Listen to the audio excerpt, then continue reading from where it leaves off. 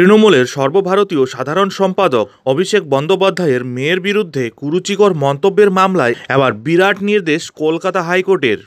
মারাত্মক প্রশ্নের মুখে রাজ্য সরকার ও অভিষেক বন্দ্যোপাধ্যায়। এই মুহূর্তের সবচেয়ে বড় খবর, একদম তৃণমূলের সর্বভারতীয় সাধারণ সম্পাদক অভিষেক বন্দ্যোপাধ্যায়ের মেয়ের বিরুদ্ধে এবার কুরুচিকর মন্তব্য সংক্রান্ত একটি মামলায় কলকাতা হাইকোর্টের প্রশ্নের মুখে রাজ্য সরকার। বন্ধুরা, সম্পূর্ণ বিষয়টি ডিটেলসে আলোচনা করব। তার আগে চ্যানেলে নতুন হলে চ্যানেলটিকে সাবস্ক্রাইব করুন এবং বেল আইকনটি বাজিয়ে অল নোটিফিকেশন অন করে দিন এই ধরনের গুরুত্বপূর্ণ আপডেটগুলি ঠিক সময় মতো পেতে। গত বৃহস্পতিবারে অভিষেক বন্দ্যোপাধ্যায়ের মেয়ের বিরুদ্ধে একটি কুরুচিকর মন্তব্যের বিরুদ্ধে একটি মামলায় রাজ্যকে তুলোধনা করলেন কলকাতা হাইকোর্টের বিচারপতি রাজর্ষি ভরদ্বাজ। তিনি প্রশ্ন তুললেন, একটা মামলায় কিভাবে জেলার একাধিক থানায় এফআইআর দায়ের করা হয়েছে, এও কি সম্ভব? আসলে মঙ্গলবার অভিষেক বন্দ্যোপাধ্যায়ের মেয়ের বিরুদ্ধে কুরুচিকর মন্তব্য সংক্রান্ত মামলায় দুই বিজেপি মহিলা কর্মীকে গ্রেপ্তার করেছে পুলিশ। কুরুচিকর মন্তব্য না, শুধুমাত্র হাততালি দেওয়ার অপরাধেই বিভিন্ন থানায় এফআইআর করা হয়েছে। এমনকি জেল হেফাজতে নির্যাতন করা হয়েছে ওই দুই মহিলাকে, এমনটাই দাবি অভিযুক্তদের আইনজীবীর। এরপরেই কিন্তু তোলপাড় রাজ্য রাজনীতি। এরপরেই ওই দুইজনের মুক্তির আবেদন মামলায় কলকাতা হাইকোর্টের মারাত্মক প্রশ্নের মুখে পড়তে হয় রাজ্যের আইনজীবীদের।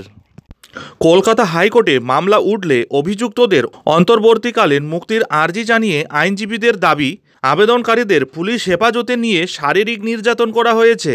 জেল হেফাজতে মেডিকেল চেক আপের সময় তারা নির্যাতনের কথা বলেছেন। শুধুমাত্র মন্তব্যের প্রতিবাদের জন্য ও হাততালি দেওয়ার জন্য ২৬ দিনের জেল। একই মামলায় রাজ্যের বিভিন্ন থানায় একাধিক এফআইআর করা হয়েছে। তবে এর পাল্টা দিয়ে সরকারের আইনজীবী বলেন, মামলাকারীরা ম্যাজিস্ট্রেটকে নির্যাতনের বিষয়ে জানাতে পারতেন। ম্যাজিস্ট্রেট তো পুলিশের দ্বারা প্রভাবিত নন।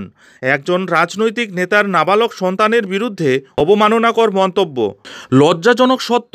এরপর যারা হাততালি দিচ্ছিলেন, উল্লাস করছিলেন, কোনো সুশীল সমাজে এটা কি বলা যায় কি যিনি মন্তব্য করেছেন তিনি পুলিশ হেফাজতেই? তবে যারা এই ধরনের অবমাননাকর মন্তব্যকে সমর্থন করছিলেন তাদের আদালত কিন্তু প্রশ্রয় দিতে পারে না। এরপরেই রাজ্যের আইনজীবীকে বিচারপতির প্রশ্ন, এটা হলো মামলা, সেই এক মামলায় সব থানার গ্রেপ্তারের অধিকার আছে কি?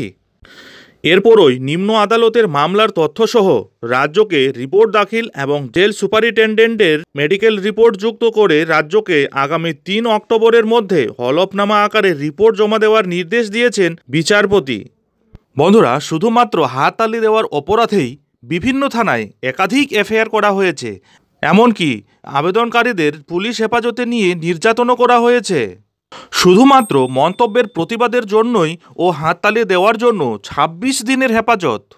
একই মামলায় একাধিক থানায় এফআইআরের বিষয়টিকে আপনারা কিভাবে দেখছেন? অবশ্যই আপনাদের মূল্যবান মতামত আমাদের কমেন্ট বক্সে কমেন্ট করে জানাতে ভুলবেন না। যাই হোক বন্ধুরা, এখন এখানেই শেষ করছি।